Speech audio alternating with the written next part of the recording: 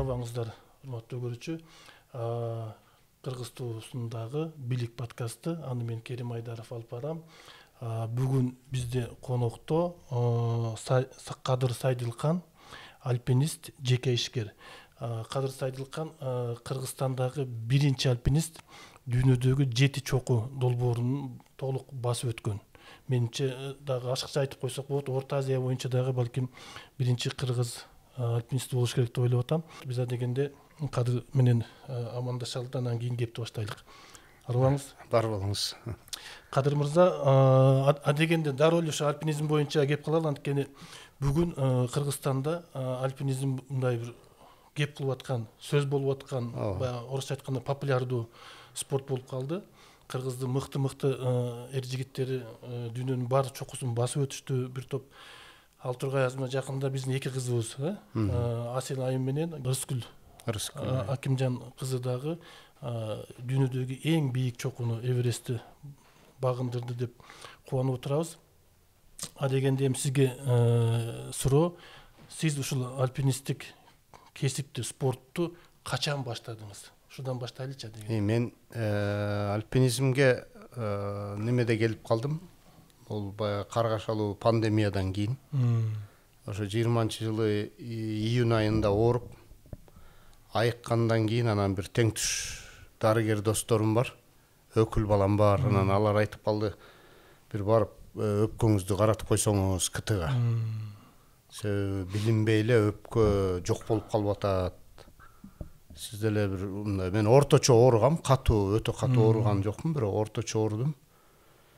Аны үйдө жатып эле өзүм дарылап эле ошо интернеттен окуп эле анан ошо КТга барып көрсөтсөм 18% жаракат алыптыр деп айтты. Анан мен пульмонолог ошо дарыгерден сурадым да, кантип эми өпкөнү кандай калыбына келтирсе болот, кантип тезирээк калыбына келиш үчүн эмне кылыш керек десем, ал айтты ошо суу бойлоп басып, тоодо суу бойлоп басып, анан баягы дем алуу көнүгүүлөрүн жасасаң тезирээк болот деп. Анан ал учурда ошо шаарда камалып жаткан учурубуз болчу. Анан Аларчага барып баштадым. Аларчада жөн эле суу бойлоп, ал убакта айылдан келгенине 98-жылы келсем, ошодон бери мындай тоого деле маани бербей эле, тоодо чоңойгон үчүн ошо тоо деп эле жүргөм да. Анан ошо Аларчада басып жүргөн күндөрдүн биринде анан альпинисттердин жанагы машина унаа коюп токтотуучу жайдан тиги машинанын неме жүктөрдү алып жөнөп атканын көрүп калдым. Каяка барасыңар деп, анан алар менен таанышып, алар айтып калды, ошо көрсө элдин баары шаарда камалып жатканда, альпинисттер ошо Аларчадагы Рацек таш үйү бар, ошол жака чыгып кетишкен экен.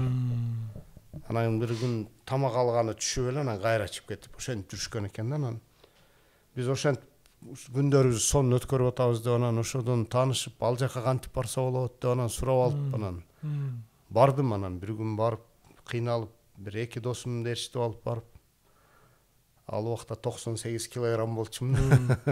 Курсак чыккан, анан аябай кыйналып, анан биринчиден тоону кайрадан жаңыдан көрүп, мындай жакшы көрүп, жүрөгүмө аябай жакын болду. Экинчиден кайра түшүп келе жатканда аябай тизем ооруп, ал убакта ошо 46 жашта болчумун. Анан машинага жетпей, караңгы кирип кетип, ыйлагыдай болуп, анан аябай намыстандым. Мен ушу 46 жашым ушинтип майып болуп калган турбаймынбы деп. Анан ошол бир жагынан түрткү болду, экинчи жагынан аябай тоону жаңыдан көрүп, мындай жактырдым да. Анан ошентип чыгып баштадым. Биринин артынан бири, анан мага абдан мындай оң келди десем болот. Ошол учурдагы ошол альпинист, Кыргызстандын эң күчтүү альпинисттери ошол таш үйдө экен. Анан ал жерге барам, ал жерге барганда алар жогорутан түшүп келишет. Кайдан келдиңер десем, тиги чокуга чыктык, бул чокуга чыктык. Анда мени да алып алгыла десем, сенин кийимиң жарабайт деп, анан каяктан кийим алышты, кантип алышты, эмне кылышты үйрөтүштү. Анан келип ошентип, анан спорт эксперт деген дүкөнгө барып, анын кожоюну дагы Кыргызстандын атактуу аябай күчтүү альпинист. Аны менен кеңешип, ал мага кантип кийиништин баарын үйрөтүп алып берип, анан кийинки жолу өзүмдүн чатырым менен бүт экипировкам менен анан чыккам. Менимче альпинизм бул эң мындай бай эме көп акча талап кылган спорт деп ойлойм да. Анан сиз ошо альпинисттик кесип эмеге келдиңиз спортко. Ошол кийимиңиз канча сом болот экен, ошонун бардыгы тоого чыга турган кийим? Ошол учурдагы мисалы мен эми баягы жаңадан баштап аткан учурдагы алган кийим кечек, бут кийимдин бир 2 түрү жалпы кийим бир 2-3 миң доллардын тегерегинде акча болду да. Ооба. Анан ошо андан кийин уже чоң тоолорго чыгып баштаганда ал андан да 2 эсе кымбат. Эми биринчи кайсы чокуну багындырдыңыз? Анан ошол жерде биздин атактуу, мен мурда тааныбаган, билбеген бизде дүйнөлүк деңгээлде альпинисттерибиз бар экен. Сергей Сильверстов деген, Алексей Потоцкий, Андрей Ерохин деген. Эми ал жерде ал убакта бүт эле орус улутундагылар болчу да. Кыргыз альпинист жок. Анан бизди күлчү. Силер неге ушул убакка чейин келген жоксуңар депчи альпинизмге. Болбосо тоодо жүрөсүңөр да. Анан ошолор менен чыгып баштадым. Жана мугалим чокусуна, бокс чокусуна, корона чокусуна деп рацек чокуларына чыгып, анан техникалык альпинизмдеги техникалык чокулар бар экен, чокулардын категориялары бар экен. Отуруп анан жылып баштадым. Бул машыгуу катары да. 1А деп коет, эң жөнөкөй. Анан 1Б, анан 2А, 2Б деп 3А, 3Бга чейин жеттим. Анан ошентип жүрүп анан мен бала кезимде кыялым эсиме түштү. Ошо мугалим чокусунда отуруп, бул бала кезде 80-чи жылдардагы мен эң жакшы көргөн телепередачам жанагы жаныбарлар дүйнөсү деген. Ошондо Килиманджарону көрүп алып, анан аябай эметчимин, кыялданчумун. Барган кезде, анан ошону эстеп эле азыр эмнеге барбасам болбойт. Бизнестер, иштерибиз токтоп калган. Убактым бар болчу, шартым бар эле. Анан дүйнө ачылып баштады 2020-жылдын аягына. Чет өлкөлөр ачылып, баягындай справка алып алып эле ПЦР тест тапшырып эле кете берчүсүң. Анан ошол кыялым неге ишке ашырсам болбосун деп, анан 2020-жылдын декабрында ошол Африканын эң бийик чокусу Килиманджарого учуп кеттим. Анан ошо 2021-жылдын жаңы жыл түнү 31 декабрда анан акыркы штурм деп коет, чокунун эң акыркы бөлүгүндө анан жөнөп чокуда саат 12-де кой берди бизди акыркы лагерден, жатактан. Анан 3:45 өткөндө чокуга чыгып алгам түн эле. Анан ошол жерде биринчи тоом ошол болуп калды. Анан ал жерден түшкөндө сен аябай тез басат экенсиң, жакшы басат экенсиң, сен альпинистсиңби, сен эмне 7 чокуну жасап атасыңбы деп калды. Анан 7 чоку эмне деп, ошондо 7 чокунун бар экенин, ошондой долбоор бар экенин аябай билбейт экенмин. Ошондо билип анан Бишкекке кайтып келгенден кийин кызыгып интернеттен изилдесем, менин жүрөгүмө жаккан, өзү бала кезден географияны аябай жакшы көрчүмүн да. Анан саякат аябай эң жакшы саякаттай турган бир долбоор экен бул. 7 континенттин эң бийик 7 чокусу. Анан мен ошол бирден жасап баштадым. 2021 ошо Африкадан кийин Европанын эң бийик чокусу Эльбрусту бардым. Жай июнь айынын аягында. Анан 2022-жылы Түштүк Американын Аконкагуа чокусу, Түндүк Американын Денали чокусу Аляскадагы. Анан жылдын аягында 22-жылдын аягында декабрдын 16-сында анан Антарктика континенттин эң бийик чокусу Винсенда бардым. Ошентип ал жер канча бийиктиги канча экен? Африка 5895. Ошол 7 чоку долбоорун баштагандардын көбү ошол эң жөнөкөй деп Африкадан баштайт экен. Андан кийин Эльбрус тоосу 5642 метр. Андан кийин Аконкагуа тоосу 6962 метр. 7000ге аз жетпей калат. Түндүк Американын эң бийик чокусу 6194 метр. Ушундай эле эсимде калган жок. Анан Антарктиканын эң бийик чокусу ошо 5000ге жакын, 4900 канча. Эсим так немелери, сандар эсимде калбаптыр. Анан 2023-тө анан эң акыркысын Эверестти калтырайын деп аракет кылгам. 2023 апрель-май айында ошо Эвересттин Гималай тоолорунун сезону башталат. Бирок тилекке каршы ага чейин Австралияга виза ала албай калдым. Себеби Австралия материгиндеги ошо жети чокун эң жөнөкөйү, эң оңою, анан эң ылдыйы да. 2220 километр. Биздин мына кичинекей дөңсөлөрдөй эле. Бирок материктин эң бийик чокусу. Анан Австралияны виза бербей калды. Анан айла жок, анан 6-чы чокку Эверестке бардым. Эверестке 2023 майдын 17-синде чыктым. Андан келгенден кийин анан бир аз эс алып алып, атайын ошо биздин өлкөбүздүн эгемендик күнүбүзгө арнайын деп анан 31-августта ошо жети чоккуну Австралиянын эң бийик чокусунда жапкам. Анан ошол жети чоккуну долбоорду аяктаган ийгилигимди ошо кыргыз эне тилине арнап ошо менен жаап, анан бул ошол автордун варианты деп коет. Ошол жети чокку долбоорун ойлоп тапкан Дик Бас деген америкалык бир байдын эмеси, долбоору болчу. Анан кийин бул экинчи варианты бар, ошол эле Австралия мындай эки вариант болуп калган, себеби автор барып туруп материктин эң бийик чокусун бүтүрүп койгон. Андан кийин атактуу дүйнөлүк абройлуу альпинисттер жок, сен туура эмес кылдың. Бул Австралия Океания болуп, Океания деп континенттин эң бийик чокусу башка деп, анан жанында Австралия материгинин жанында Папуа Новая Гвинея деген, Жаңы Гвинея деген аралда Карстенс деген чокку бар, аябай техникалык оор чокку. Бийикти канча аныкы? 4000. Тик Австралиядан 2 эсе чоң да. Анан техникалык аска. Анан ага ошо жарым Индонезияга карайт, жарымы Папуа Новая Гвинея өлкөсү. Ошо ал жерде да саясат болуп, биздин ошо тоонун түбүндө биздин кумтөрдөй болгон чыр алтын кени бар болчу. Анан ошо жергиликтүү эл дагы деле 800гө жакын элдер жашайт экен ошо токойдун арасында. Кээ бир элдер дагы деле ачыкка чыга элек. Илимий ачыкка чыгып изилдене элек элдер бар да, жапайы. Анан ошо абдан коопсуздук шарттарына байланыштуу акыркы 4 жылда жаап койгон ал тоону.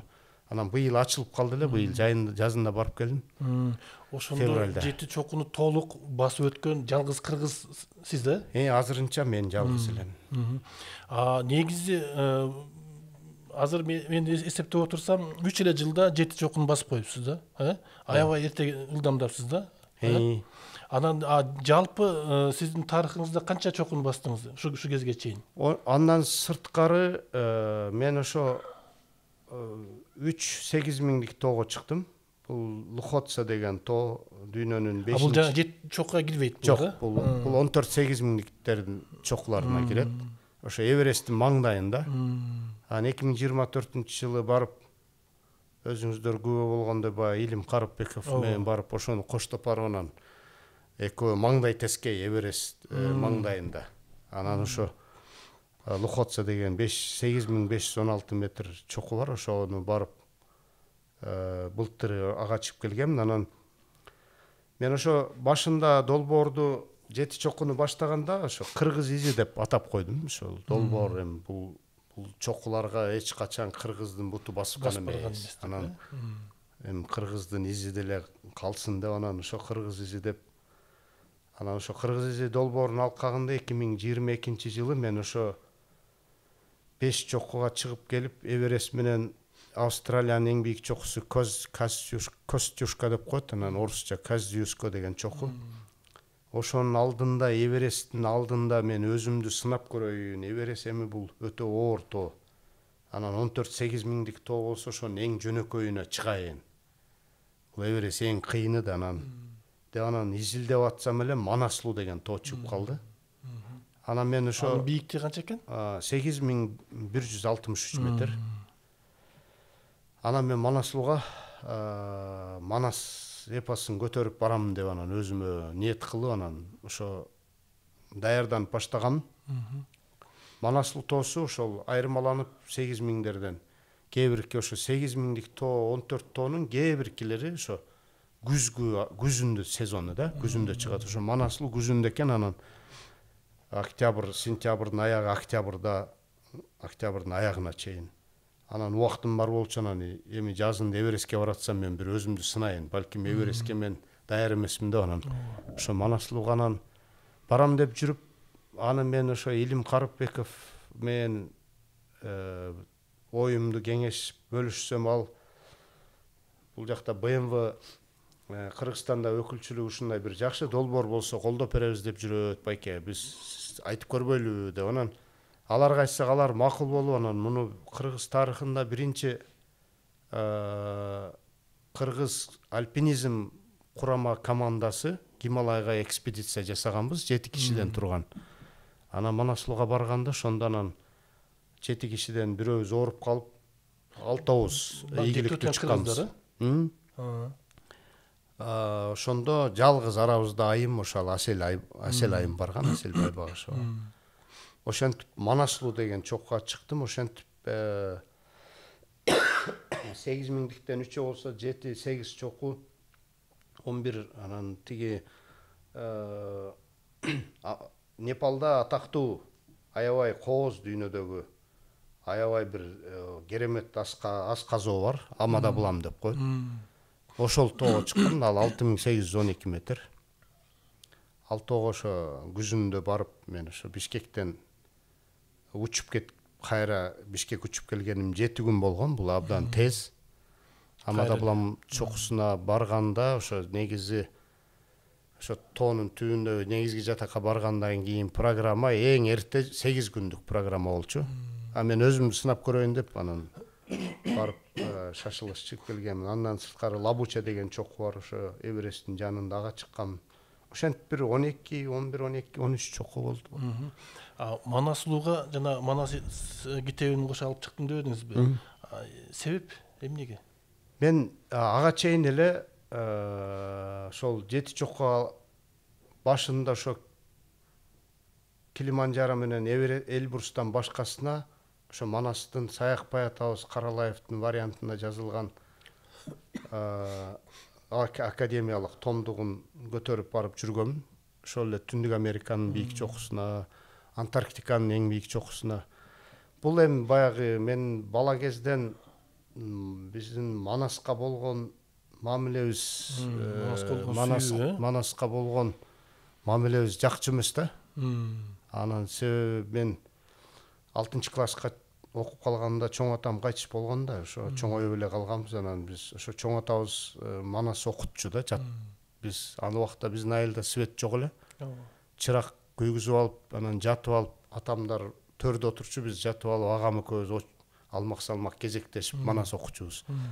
Ошол бала кезден эле Манасты, Эртөштү, Жодар Бешим, Эртабылды, Курманбек эпосторун окутуп, анан баягы жакын өскөн үчүн акыркы баягы эгемендик алгандан кийинки жылдардагы биздин Манаска болгон мамилебиз жакпай, анан аны мен кантип кайрылып айтсам деп жүргөм.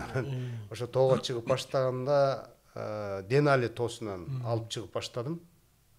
Ошодон бери мен менен дайым жанымда баардык чокуларга чогуу чыккан. Бул Манасты барктагыла, баалагыла деген эле өзүңдүн эме экен да, сезими, элге таанытуу дегендей да. Анан ушу Манаслуу дегендин кайра бир тарыхына келеличи. Байкадыңызбы, эмне үчүн Манаслуу болуп калган? Манаслуу деп ошо мен кайсы 8 миңдикке чыксам деп анан жаздым. Эң жөнөкөй 8 миңдик тоо деп жазсам эле биринчи Манаслуу чыгып калды. Анан аябай таң калдым. Манаслуу деген неге Манаслуу деп. Анан изилдеп көрдүк. Ошо жергиликтүү биз барганда ошо Манаслуу тоосунун түбүндө жашаган Гурха деген эл болот экен. Бул Гурха деген аскер эл өзү. Азыркыга чейин жана Англиянын эмеси болгон да, колониясы болгон. Ошо Непалдын ичинде бир 200 канчага жакын улут бар. Анан кичинекей улуттар да, элдер. Ошолордун Гурха деген эл ошо Манаслуу тоосунун ошолордуку деп коюшат экен. Анан алардын аксакалдарынан сурадык, карылардан сурадык. Атайын барганда ошо Самагавун деген айыл бар, ошол айылда кызыгып сурап көрдүм, альпинисттерден сурадым. Эч немеси жок да, мындай эмне үчүн Манаслуу болуп калганы. Анан орусча айтканда Гора Духов деп коет экен. Санскриттен которгондо ошондой которулат экен, бирок өздөрүнүн тилинде, жергиликтүү Непал тилинде да жок экен, Гурха тилинде да, Шерпа тилинде да жок да Манаслуу деген сөз. Луу деген сөз да жок, Манас деген да сөз жок. Анан ошо жалгыз ошо Кытайда Кытай тилин жакшы билгендер айтты. Луу деген бул жол. Демек Манастын жолу дегенде болуп калабы ошондо. Анан өзү да кызыктай бир сыйкырдуу тоо Манаслуу деп, анан М тамгасы да. М тамгасы болуп турат. Эки чоку. Манас. Аябай сонун аты бүт баары төп келишти, бирок эч бир байланыш таба албадык тилекке каршы. Анан ошол Непал, Тибет эми кошуна да, Тибетте бул жагы эле бетинде Кайлаш тоосунун жанында Манасавр деген көл бар экен. Чоң көл. Анан ары Синжанда Манас көлү бар. Бирок ошо тарыхчыларыбыз тилекке каршы татыктуу тарыхчылар жок болгон үчүн ошонун баарын чогултуп изилдеген киши жок. Ошону байланыштырып, кайсы бир деңгээлде байланышы бар. Байланышы сөзсүз болуш керек. Анан жанагы ошол Манаслуу тоонун жердеген улуттарында бизге окшогон, кыргызга окшогон бир немелерин байкабадыңарбы? Окшош, аябай окшош. Дене түзүлүшү, көп немелери окшош. Тилдеричи? Тилдери окшошпойт. Арасында сөздөр бар, окшош сөздөр бар. Анан тилдери окшошпойт. Кебетеси мындай бизге окшош, анан тоодо жашаган, бийик тоодо жашаган көп нерселери, салттары окшошуп кетет. Жана ар чагыштап, ысырыктаган ошондой немелери бар биздин. Жана мал кармагандары дагы бар да эми? Топоз мал кармашат, бирок этти көп жешпейт экен. Булар буддизм болуп, анан өзүнүн илгерки шаманизм менен аралашкан. Анан бул жаратылыш менен өтө эри шаркак жасап, жаныбарларды мисалы өлтүрүшпөйт, сойбойт. Анда демек илгерки кыргыздын салт жоктугу калып тур десек болот экен да. Эми ошол чокуга Манасты көтөрүп чыктым деп атпайсыз? Манас өзү эле бир 3 килограммдай бар болсо керек. 3 килограмм 750 грамм. Анан жанакы жонуңарда сомкеңер канча килограмм болот? Негизи бул абдан дүйнөнүн альпинисттерин таң калтырган учур. Анан мен баягы көтөрүп жүрүп көнүп калганга мага деле көп оорчулугу жок. Мага кээ бир учурларда мага дем берип мени шыктандырган учурлар болду. Денали тоосунда мен үчүн физикалык жактан эң оор болгон ошо Денали тоосу болду. Түндүк Американын Аляскада жайгашкан, абдан суук, 53 градуска чейин суук болгон ошо мен барган учурда. Жай ай, июнь айы, ушул айларда, ушул күндөрү болчу. Анан ошондо тоодо чокуга жетпей чарчап калып, шеригим. Мен аны неметип жүрүп, өзүм да чарчап, анан бир тизеге отуруп калып, эми кайта бербейм. Келесиң да кайра даярданып алып, бул жака жакшылап даярданып келиш керек экен деп, мындай кайтып ие турган учурда ошол Манас эсиме түштү да, анан мен артында Манасым турса таң көрдү, анан кайра чир алып туруп, анан күч берип, ошондой мага күч берген учур. Анан чокуда чет элдиктер көрүп алып аябай таң калышат. Жинди дейт. Жиндисиңби сен, эмне көтөрүп жүрөсүң?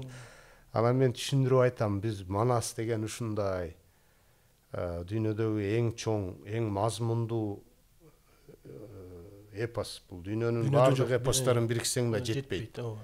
Анан бул биздин улуттук баалуулугубуз. Анан баягы курама куруп журт кылган, кулабы таптап куш кылган биздин кыргыз каганатын түзгөн деп мындай түшүнүктүүрөөк кылып айтам да. Кыргыз мамлекеттүүлүгүн түзгөн, ошо кыргызды чогулткан ушундай баатырыбыз десең, анан берчи деп анан мынтип четтин чекесине коюп өп, мындай аябай сый менен мамиле кылып калат да. Анан кээ бирлери анан мен тоодон келгенден кийин англисче жанагы Google'дан табышып, мына мен Манас жөнүндө окуп атам деп мага немелер жөнөтүп калат, маалыматтарды. Укмуш турбайбы бул китепти? Ошол Манасты дайыма мисалга алып жүргөн биринчи ишеним, бирок кайсы бир деңгээлде ошо Манастын бир мындай таасири, касиети байкай алдыңызбы? Мисалга ошондой бийик тоолордо кээде жана аскаларга чыкканда эле жүрөгүң шуудей түшөт го, мисалга, туурабы? Мындай мага дем күч берген учурлары болду. А жанагы жүгүңөр өзү канча килограмм маселен? Кийим кечеңер? Мисалы, жанагы 8000 тоолордо орточо бир 5, 6, 7, 8 килограмм жанагы кислород немеси, Кислород өзү бир 4 килограмм. 4 килограмм. Анан ошондой кислород менен кычкылтек менен чогулганда бир 8 килограмм жүк бар да, ар бир альпинисттечи. Анан меники ошо 4 килограммга дагы оорураак. Тиги неме китеп кошулуп. Анан себеби өзүңүз билгенде альпинисттер немеде, жана кашыгынан бери жогорку технологияда жасалган титандан жеңил, же болбосо жыгачтан, же болбосо пластиктен алат да. Анан ар бир граммды өлчөп алат. Анан ошондой немени көргөндө, китепти көргөндө аябай эле таң калышат. А маселен ошондой бийик тоого чыкканда аябай калың кийинесиңер да. Анан ошол жерде кийим алмаштырыш, тамак жеш, ушул маселелер кандай болот аякта? Кийим штурм деп коет. Баягы барып жамгыр болуп эме болот. Эверестке астына барып ошо 1 ай апрелде кетип атпайбызбы? 10-14 апрелде кетип атабыз да. Анан өзү тоо 10 майдан кийин ачылат. Анан ошого чейин машыгуу болот. Адамдын денесин ошол бийиктикке көндүрүш үчүн. Ошол жакка барып алып, барып алып, бутун өдөрөк чыгып, кайра түшүп, кайра өдөрөк чыгып, түшүп ушинтип даярданат. Анан 10-да, 11-инде, 12-синде, 13-үндө тоо ачылат. Анан ошо мына быйыл Ырыскүл чыгып атпайбы? Бүгүн чыкты да, 27-си. Бул эң Эвересттин эң акыркы күндөрү. Бүгүн эртең жабылат уже тоо. Анан себеби ошол 10-да ачылып, 28-29 жабылып атса, бир 15 күндөн 19-га чейинки эле күн да. Ошол күндүн ичинде болгону 4-5 эле күнү терезе ачылат. Погодный окошко деп коет орусча. Аба ырайы жакшы болгон 4-5 эле күн да. Ошон үчүн жанагы кээде өзүңүздөр көрүп калсаңыздар керек, Эверестте жана тыгын болуп калыптыр, элдер бири-бирин түртүшүп калып, кезекке туруп калат чокунун астындачы. Ал жер эми кар да. Ооба. Кыпкызыл аппак муз, кар. Ошол жерде басып жүрүш, анан кечинде укташ деген бар, эс алыш деген бар. Бул 7000ден өткөндөн кийин тамак деле өтпөйт. Өзүңдү алдап эптеп, жанагы мен көбүнчө ошо неме алып алам. Кыргызстандан талкан алып алам. Анан талканга кошуп куруттун майдаланган курут алып алам. Ошону чайып, баягы бизде жарма кылып ичебиз го. Ошондой кылып ысык ошону жутуп алып, алдап кичине өрүк, кургатылган өрүк, кургатылган мейиз, жаңгак, ушу кичинеден эптеп жейсиң. Анан көп тамак жесең деле сиңбейт. Мен башында билбей чучук алып жүргөн күндөрүм болду. Чучук 5000ден ары өтпөйт так. Ашказанын аш деле кыла албайт. Себеби кычкылтек жетишпегенде. Бирок эми күч кубат кандай болот? Ал кетип калбайбы? Ошо азыр эми заманбап көп технологиялар бар, жанагындай гелдер бар, жанагындай протеиндер бар, протеин жана эмелер, момпосуйлар бар, анан печенье ушуга окшогон бир эптеп алдап кичинеден бир нерсени көп жей албайсыз. Отуруу бир нерсени жеп, кайра жаңгак жеп, мейизден бирди жеп, ушинтип өрүк жеп, алма жеп, ушинтип атып алдап кичинеден жак немени тындырбайсың да. Эми ошол эң бийик чоку Эверестке канча күндө чыгып, канча күндө түшөт? Ошол даярдыктар баш болуп апрелдин 15-теринен башталат. Ошо 30 күндөн баштап 45 күнгө чейин. Эң алды 30 күндө чыгып башташат. Мына быйыл Асел айым ошо Кыргыз изи долбоорунун алкагында биринчи кыргыз аялынын изин Эверестте калтыруу деп ошо менин Кыргыз изи долбоорунун алкагында алып бардым да. Анан ал ошо биринчи күнү чыкты да.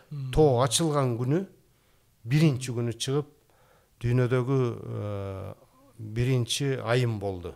Жанагы Дүйнөдөгү биринчи айым, Эверестке 2025 Эверестти ачкан биринчи айым болду да. Ушул жылдын, Ушул жылдын. Анан акыркы штурмга кеткенде негизи 4 күн, 3 күн, эң эрте 3 күн, 4 күндө болуш керек да. Биринчи негизги жатактан биринчи жатакка чыгасың, жатактан экинчи жатакка бирден түнөп, анан акыркысы ошо 4-чү жатакка чыгып анан 4-5 саат эс алып алып анан түнү кечинде анан 8-де, 9-да, 10-да, 11-де чыгышат, таңга маал тоонун чокусунда болуш үчүн. Анан биз Аселди 9-майда жөнөттүк. Түнкү саат 3-тө. 13-үндө чыкмак да. Анан ал экинчи лагерге жетпей бизге баягы ошол уюштуруучу компаниялар акча төлөйт, чоң акча төлөп, швейцариялык аябай атактуу жана аба ырайынын божомолун берген. Алар күндө ошол акча төлөгөндө неме жөнөтүп турат. Аба ырайы Эвересттин чокусунда кандай аба ырайы деп. Анан ошол келип калды, келгенде 12-си, 13-и, 14-и, 15-и, 16-сы тоодогу чыгууга мүмкүн болбогон аба ырайынын шарты немеси божомолу келди. Анан биздин эки вариантыбыз бар болчу. Же Аселя токтобой 11-күнү эң жакшы погодада чыгат, же 6 күн ошол экинчи 6500 метр бийиктиктеги лагерде жатакта жатыш керек болчу. Анан ал ошо акыркы кеткенде жеген тамак аш болбой кусуп ооруп калды. Анан 6 күн ал жерде кармаш өтө чоң тобокелчилик болчу. Бул да абдан чоң тобокелчилик да. Анан биринчисин тандадык кеңешип. Бирок Кудайга шүгүр ошо биринчи 54 саат дегенде бир тынбай негизги жатактан чокуга чейин тынбай чыгып барды да. Анан бул бир аябай сенсация болду. Дүйнөлүктөн келди. Анан экинчиси ошол тоо ачылганда 5 адам чыкты, анан жалгыз Асел айымдардан. Бул да өзүнчө мындай белгилей турган альпинизм дүйнөсүндө белгилей турган маселе. Анан Асел айым деле Кыргызстанда биринчи аял болуп калды да. Кыргызстанда биринчи айым болуп калды. Альпинист катары дагы. Альпинист катары кыргыз айымдарынын биринчи, тарыхта биринчи. Бул эми тарых, эч ким ала албай турган тарых. Ооба. Рыскүл айым андан кийинки экинчи болуп калды эми Кыргызстанда, аялдардан Эверестке чыккан. Бул деле аябай аракет кылып отуруп бир түшүп кайра келди окшойт. Рыскүл чыга албай, башында тажрыйба жоктугунан, анан кислород кычкылтекти көп колдонуп алып, анан чокуга жеткидей барып келгенге кислороду жок болуп калган үчүн кайтканга туура келип кайтып түшкөн. Болбосо чыгып келмек экен да. Ооба, анан бул аягында мисалы Рыскүл, мен чынын айтсам мен өзүм альпинист катары аябай тан бердим. Өжөрлүгүнө, кайраттуулугуна, анан кайра ошо чыга албай келгенден сынып калбай, кайра барып бүгүн чыгып ошо бизди кубандырып, аябай жакшы. Анан ошол Рыскүл айымдын жанагы соц тармакта берип аткан маалыматтарын, сүрөттөрүн, видеолорун көрүп отуруп, мен бир нерсеге ушундай неме кылдым. Ошол тоого чыкканга чейинки азап. Анан ал жерде бир топ адамдар тоңуп өлүп калат экен, же болбосо ооруп калган азаптарды күндөрүп болот да. Ушуну сиз эми көрдүңүз да ушул окуялар. Ошол окуядан бир эстеп көрсөңүз, кандай бир жүрөк ой турган ушундай бир окуялар болду. Мен мындай такыр эсимден кетпей турган бир окуя ошол мындай көп эле болот, бирок арасында өзгөчө мен үчүн катуу болгон окуя бир Түштүк Американын Аконкагуа чокусунда болду. Ошо Аконкагуа чокусуна барганда негизги жатакка барганда эле баягы негизги жатакта ар ким өзүнүн чатырына жатат, шарт түзүлгөн. Анан негизги жатактан жөнөгөндөн баштап биринчи, экинчи, үчүнчү жатакта ошо экиден жатасың. Анан баягы акклиматизациялык чыгууларда чогуу болдук. Бир татарстандык Дмитрий Тесленко деген аябай чоң Татарстандагы миллиардный чоң компаниянын бир коммерциялык мүдүрү, анан жанагы негиздөөчүлөрүнүн бирөөсү болчу. Абдан бай адам. Экөөбүз чогуу жашап, бир туугандай болуп каласың да тоодо. 2-3 күндө эле анан бир кичинекей палаткада мындай тийишип жатасың. Бирибизге кол сунуп, бириңе бириң суу берип дегендей. Аябай бир туугандай мамиледе болуп калганбыз. Анан акыркы 2022 жылдын 6 февраль болчу. Мен күнүгүнкүдөй эсимде. Ошо акыркы 4-чү жатактан ошо чокуну көздөй штурмга жөнөдүк. Анан ал киши абдан 60 жаштагы киши болчу. 60 жашта. Аябай мындай денеси баягы жаш балдардай спорт менен машыккан, аябай бою да узун, абдан жакшы киши. Анан ошо бир саат басып, анан отуруп чай ичкен. Эс алып, анан кайра ушинтип кетесиң да. Ошо чай ичкен жерге барганда күндө эле адатынча эң акыры келет эле. Бирок күндүн аягында элдин эң алдына өтүп калат эле. Аябай стабилдүү, бир калыпта баскан. Өзүнүн бир баягы кыбыраган карашат дегендей. Ошондой эле эң акыры келип эле мен жаныма отуруп эле анан артыма отуруп калды, кичине төшкө. Ташка отуруп туруп эле мындай кырылдап баштаган угуп калдым да. Аба жетпей калган. Анан Дима Байке деп койгом аны. Не Дима Байке с вами десем эле мындай оозунан мурдунан көк чыгып калыптыр да. Отурганына 1 секунд болгон жок. Жакшына эле басып келип отурду, күндөгүдөй эле. Анан кыйкырып гидтер жүгүрүп келди. Жанагындай искусственный дыхание деп аны жасадык. Баягы тоодо сая турган укол бар, аны сайдык. Жардам берген жок, ошо кетип калды. Бул аба жетпей калганда, Анан кийин ошо алып түшүп, анан жанагы куткаруучулар келип, алар сүйрөп кетишкен. Анан ошо Мендоза деген шаар бар. Ошо жерге алып келип моргко жайгаштырып, анан баягы текшеришет. Ошо жүрөктөн деп айтышты. Жүрөк жарылып кетиптир. Ошол жерде мисалга ошо жанагы улуу бийик тоолорго чыгып атканда көп адамдар жанагы өлүп калып атат деп атпайбызбы? Ошолор мындай калып калбайбы? Алып түшүшүбү? Алып түшөт. Башка тоолордун баарын деле алып түшөт. Ал жерде страховка, бул тоолорго сөзсүз камсыздандыруу менен чыгасың. Мен деле башында тооготпой кыргызчылык кылып барып жүргөм. Анан кийин өзүм башыман өтүп мындай ошондой окуяларды көргөндөн кийин бир туугандар үчүн, жакындар үчүн абдан эле оор түшүк болуп калат экен. Себеби камсыздандыруу жок болсо ал деген миллиондогон акчалар сурашат да. Мисалы кичинекей эле жерден вертолет менен учуруп алып келип койсо $15,000 дейт.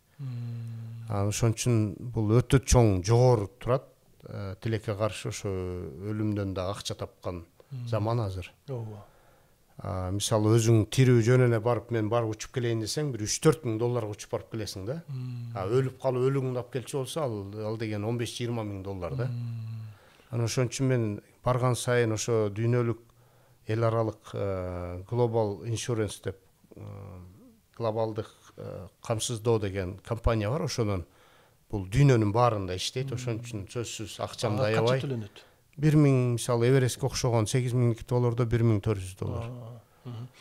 Жана мен айттым эле, бул альпинизм мындай арзан спорт эмес депчи, кымбат спорт деп атпайбызбы? Ошол сиз жөн мындай орто эсеп менен айтсаңыз, мисалга бир ошол чокуга барып келиш үчүн канча акча кетет? Ар бир чокунун өзүнүн баасы бар. Мисалы жанагы 7 чоку долбоорунда эң кымбаты Антарктиканын эң бийик чокусу. Алыс катары, $70,000 турат ал. Анан Эверест ошо $50,000 жогору. Эң мындай экономдуу бюджеттүү варианты ошол 50,000ден башталат, 45,000ден ары.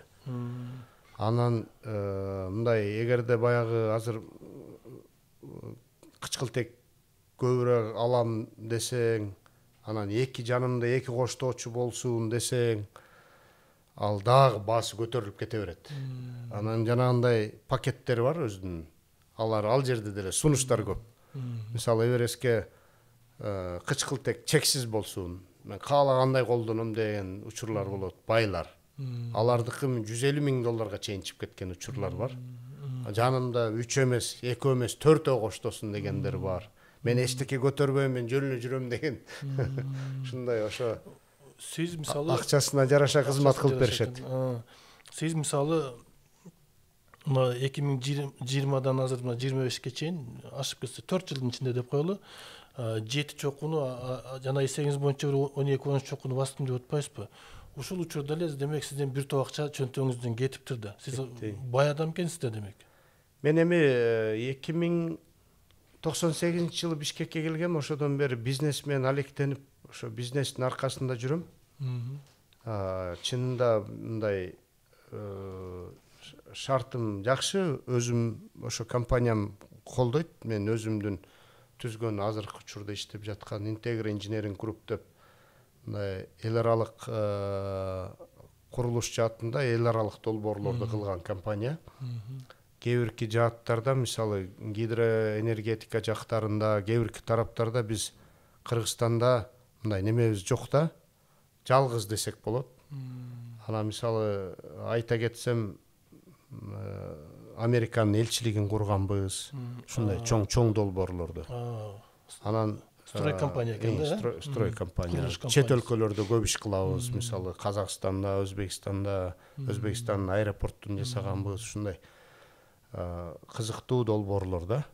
Анан ошол мен өзүмдүн компаниям аркылуу каржылоо ошол жактан.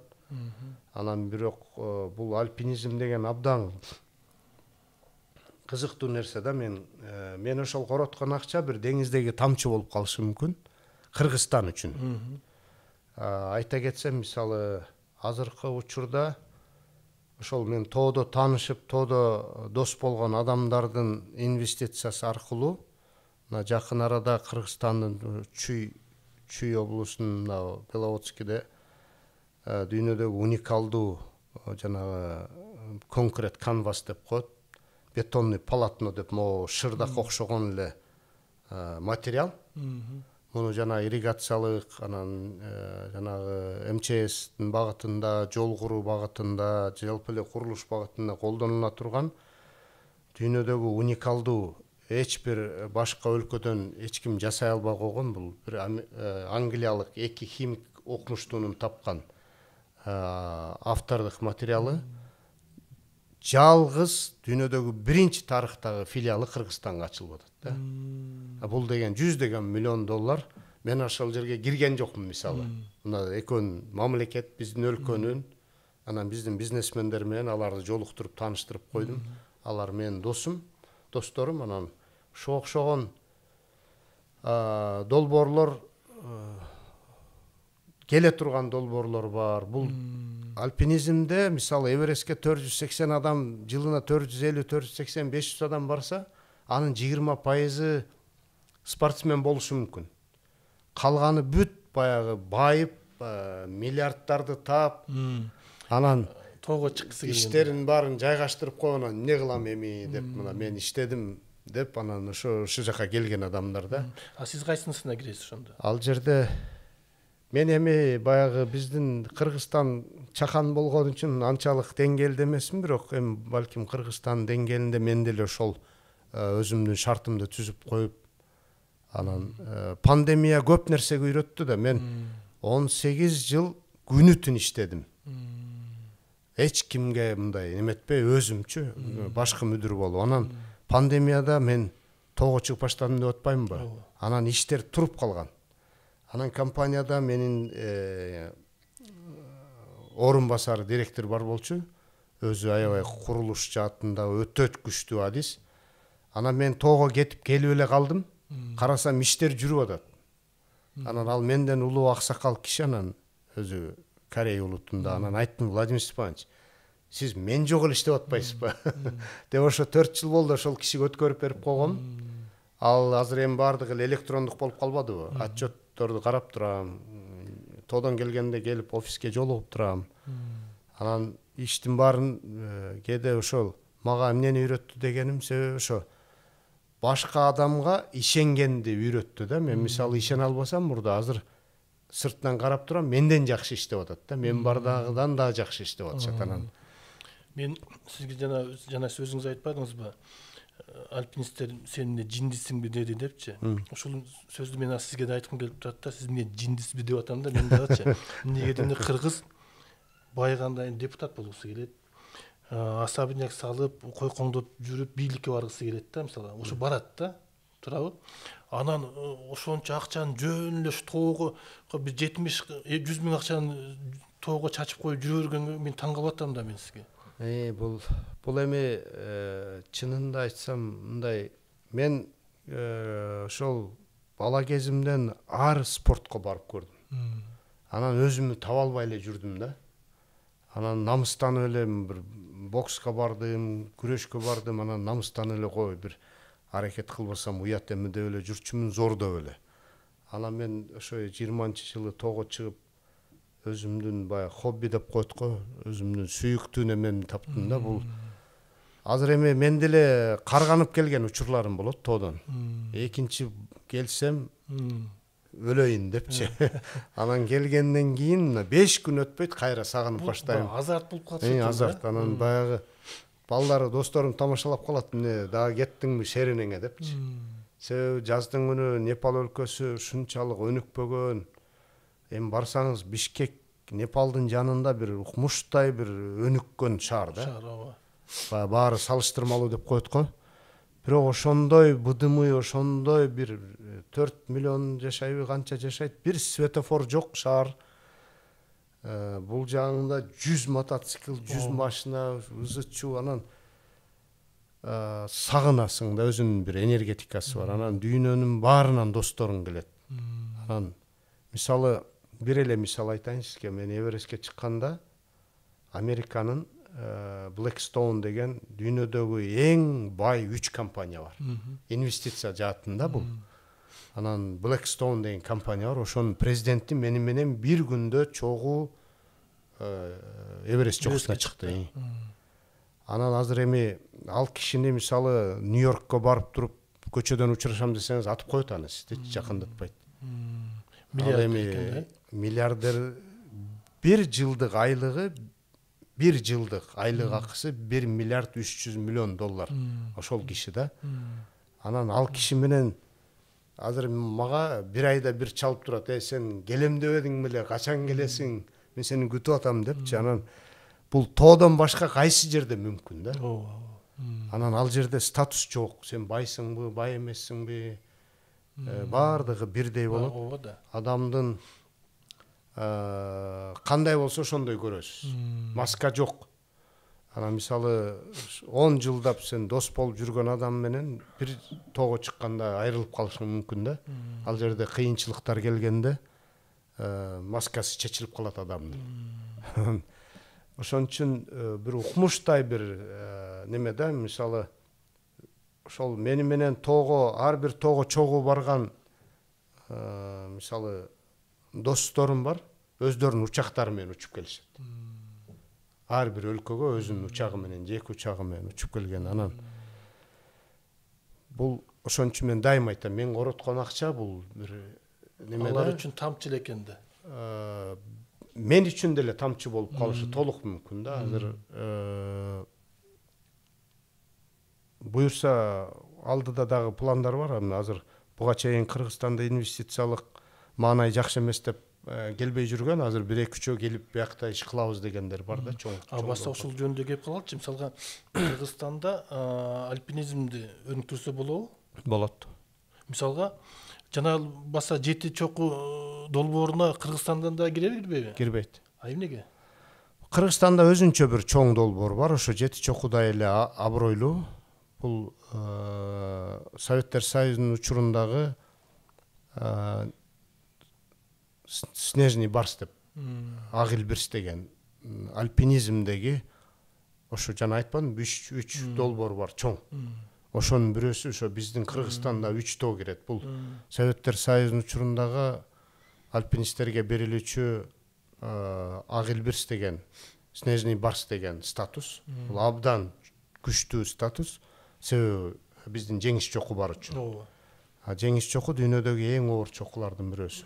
Бийиктиги 7000 7439. Анан ошол Кыргызстанда 3 чоку кирет.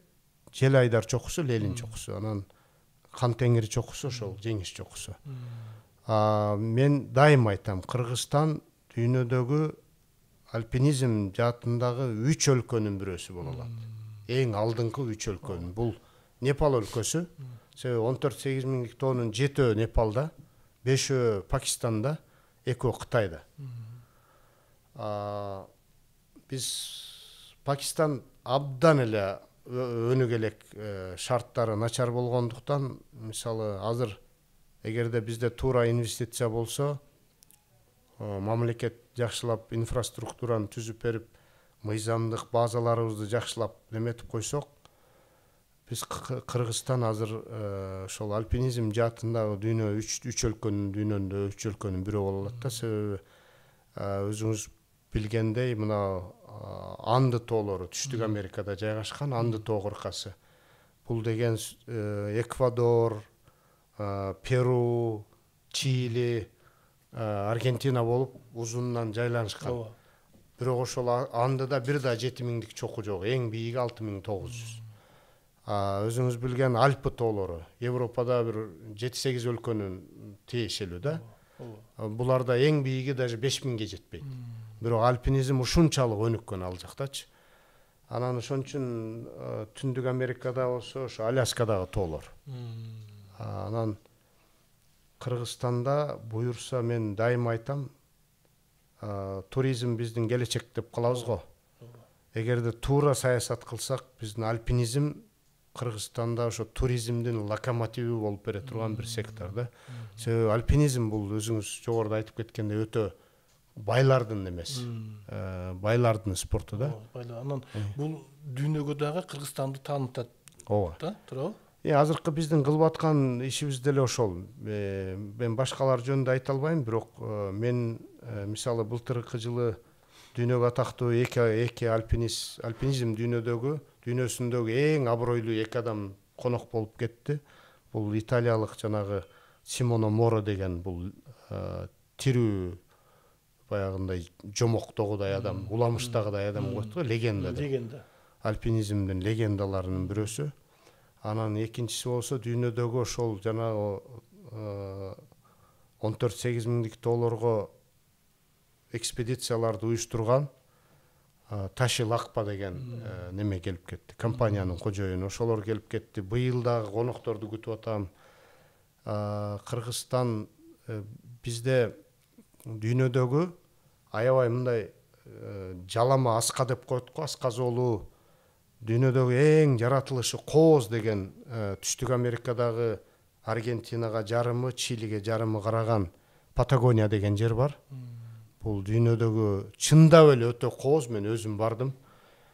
Анан ар кимдин өзүнүн айы көрүнөт көзүнө дегендей биз айтабыз го, биздин Кыргызстан керемет деп. Алар бирок мындай эл аралык деңгээлде Кыргызстан керемет, бирок ошо Патагонияда бул альпинисттер үчүн дагы, анан жаратылышты сүйүүчүлөр үчүн да бир укмуштай керемет кооз жер бар. Ошол биздин Баткенде бүт дүйнөлүк альпинисттер билген азиатская Патагония деп коет. Ошо жанагы ак суу, анан Асан Үсөн деген тоолорубуз бар. Ошо бирок дүйнөлүк альпинисттер билет, өзүбүз билбейбиз. Анан инфраструктура жок, эчтеке жок.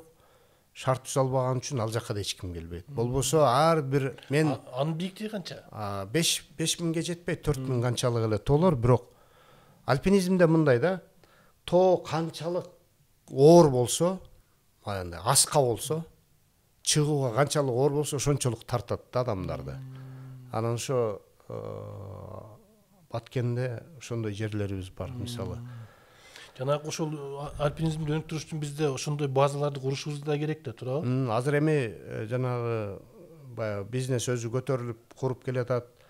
Азыр өзүңүз көргөндөй, сиз айткан белгилеп кеткендей альпинизм бизде азыр өнүгүп баштады. Азыр ошо кыргыз бизнесмендеринин дагы бир бөлүгү бул жаатка кызыгып баштаганын байкап атам. Келечекте азыр мына мурда аябай оор маселе тик учак болчу. Мына МЧС азыр эки тик учак алып, азыр ошо Кыргызстанда чоң байлар, бизнесмендер ушул жаатка да кызыкса, бул абдан чоң жакшы инвестиция болмок. Бирок келечекте мен айтып элеткөндөй жогорку айткандай бир 3 өлкөнүн арасына кире алабыз. Буюрса, Баардык шартыбыз бар, себеби 3-7 миңдик чокубуз бар. Мен айтып өткөн Альпы тоолорунда жок, Анды тоолорунда жок, Түндүк Америкада жок.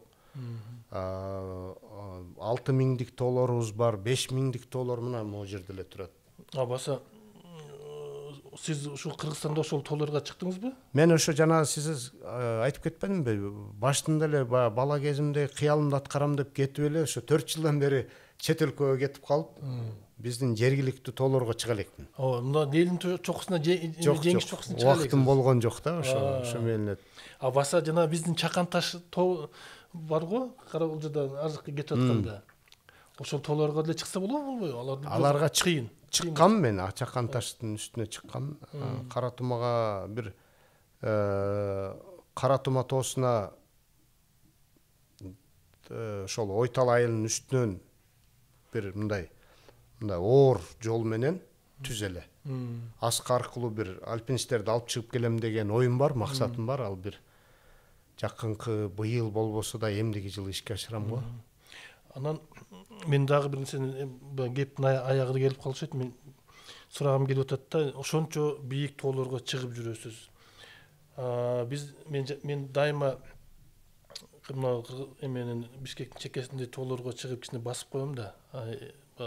Токой аралап, Арча аралап дегенде. Анан кийин бизде ушунчалык таштандылар көп да. Баягы Кыргызстандын жарандары дейлиби, айтор барып эле эс алып эле анан таштап коюп эле жеген-ичкен таштап коюп кете беришет экен да. Анан сиз барган жерлерде да ушундай бекен, бизге окшошпу? Бизден акыбалы жакшыраак. Мисалы, ошол Жети чокуну эле айтайын. Эң ыйлагыдай акыбал Эльбрус тоосунда. Бул ошо Европанын эң бийик чокусу деп аталат. Биздегиден да жаман акыбал. Андан таштап кетип беришет. Андан сырткары Антарктикада болсо ушунча жомоктогудай таптаза. Кантип?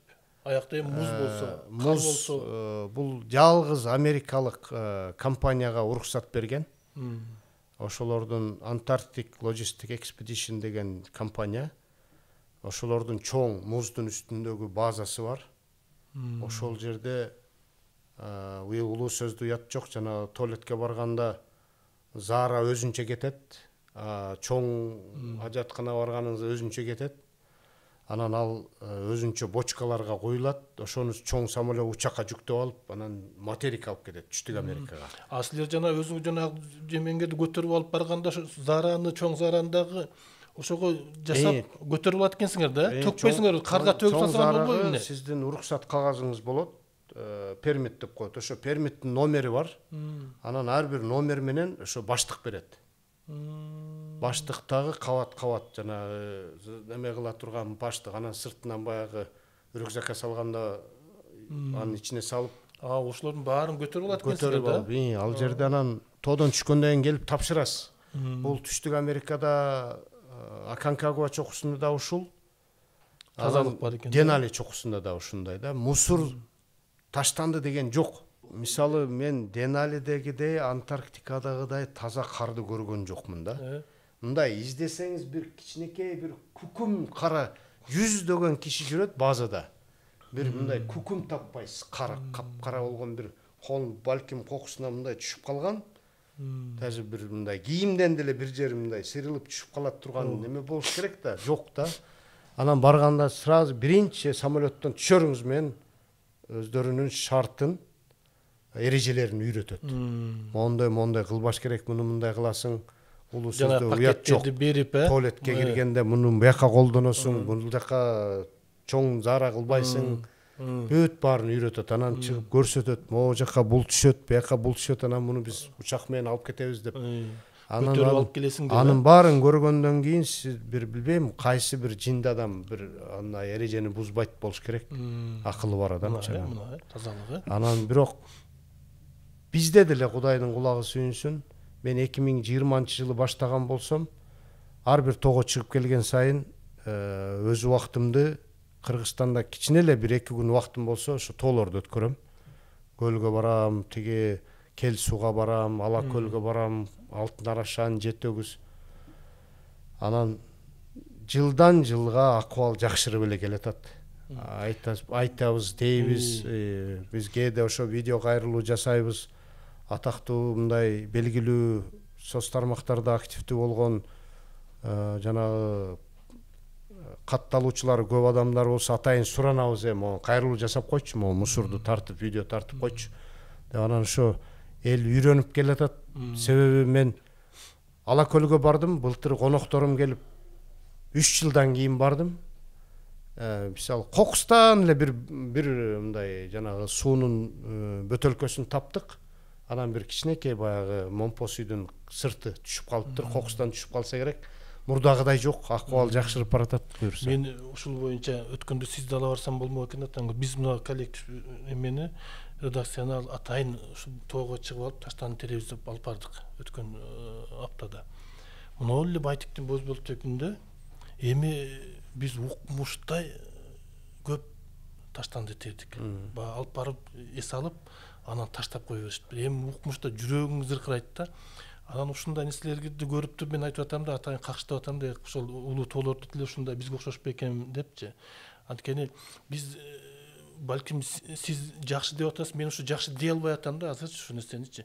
Биз өз көзүбүз менен көрүп алдык, укмуштай жыйнадык, эми моундай толуп кетти да. Биздики ошол бир маселе бар, ошо эгерде барып эл көп барып айткан жерде, бул жерде неме көп экен, мындай элдин көңүлү көбүрөөк тийген жерде деп туруп ыргытпашы мүмкүн да. Ошондой болушу мүмкүн. Анан мындай көз жаздым болгондо ошондой жерлер көп экен. Муну айта бериш керек, айта берсек оңолот.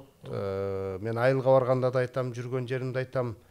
Анан Эверестте дагы акыбал жакшы эмес болчу. Жылдан жылга оңолуп келатат. Мисалы мен уже быйыл 4-жылы барып атам, 4-жолу барып атам.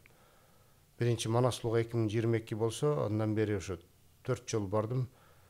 Мурдагыдан жакшы. Анан мен өзүм баягы момпос же бир нерсе жегенди алып, анан эметип, анан салып коем да, салсам баягы жергиликтүү элдер таң калып, анан ыргыта албай уялып калышат да.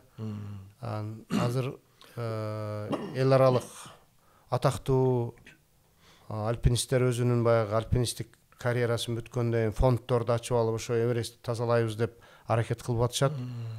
Тиги Антарктика, Денали, Аконкагуга караганда Эверест акыбалы начарыраак, бирок бизден жакшы го дейм. Себеби ал жерде миллиондогон турист келет да. Аябай поток өтө күчтүү. Анан сөз соңунда сиз баягы 7 чокунун эң акыркысына барганда менче тилге кайрылдыңыз да, кыргыз тили жөнүндөчү. Анан ушул боюнча мен сизден сурагым келип атат да. Бүгүн кече жакында эле депутаттар дагы ошо кыргыз тили боюнча жана мыйзамды кабыл алабыз деп бир топ сөз болбодубу? Сиз эмне үчүн кыргыздар ушул тилге кайдыгер болуп атканда сиз тоого чыгып алып кыргыз тили жөнүндө күйүп атасыз дейм да. Эми аябай мен чынында кээде жүрөгүм ооруганга чейин барат бул акыбал. 35 жыл болсо деле эми мейли ага чейин бизди үйрөттү, окутту, идеологиясын, ага чейин биз эгеменсиз эл болдук. Бирок ошо 35 жылдын ичинде эмнегедир кыргыз тили кордолуп эле, тебеленип эле келатат да. Анан аркага кетип атат. Анан мен кээде Эки жолу ушу кайрылуу жасадым. Бир жолу Гималайдан да жасаганмын. Анан ошо жети чоку долбоору эми мен үчүн абдан чоң, менин ийгилигим, менин жетишкендигим болчу. Анан ошо долбоорду аяктап жатып ушул баарын чогултуп эне тилибизге арнайым деп анан элге кайрылуу кылып анан ошондо тоодон түшүп келип алып бир ыйлагым келди да. Мен ушу кыргыздарга кайрылып атам депчи.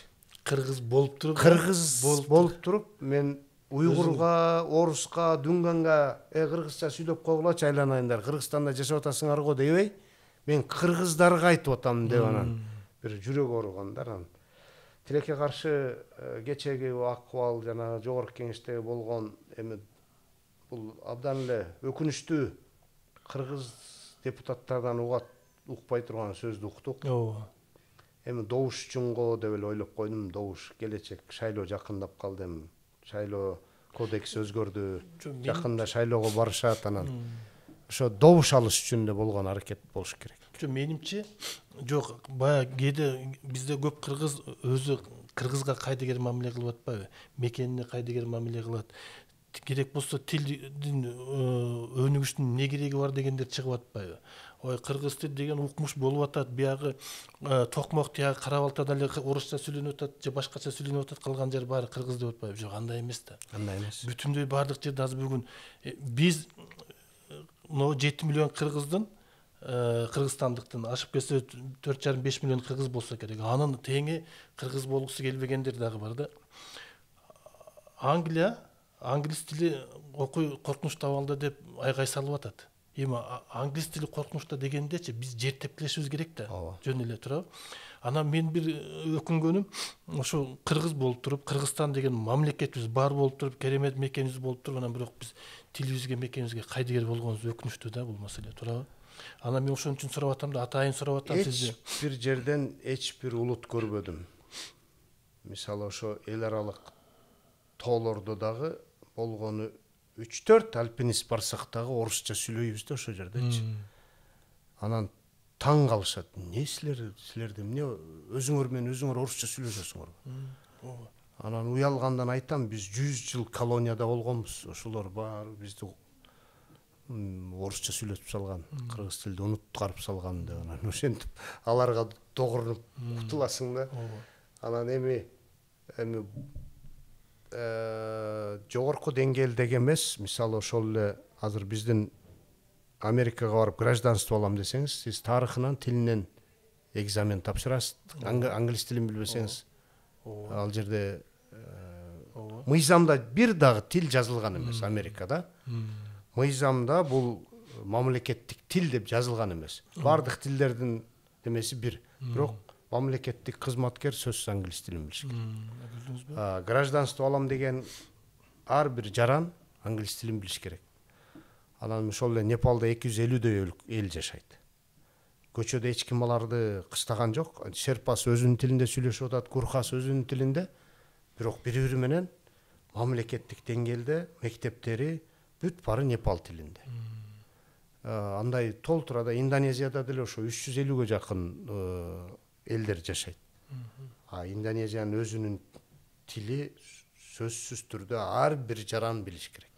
Кадыр мырза, келип бергениңиз үчүн чоң рахмат. Менимче сөзүбүз альпинизм боюнча кепти өтөсүнө чыгып калды окшойт деп атам. Балким дагы бир кеп сөз кыла турган болсок, дагы бир жолугушарбыз. Сиз бүгүн Кыргызстандагы альпинизмге тарых жасаган киши катары дагы белгилеп коелук. Келип бергениңиз үчүн чоң рахмат. Урматтуу көрүүчүлөр, биз бүгүн 7 чоку долбоорунун толук баардыгын басып өткөн кыргызстандык кыргыз Кадыр Сайдылкан деген альпинист спортчу менен кеп кылдык. Кийинкиде көрүшкөнчө аман болуңуздар.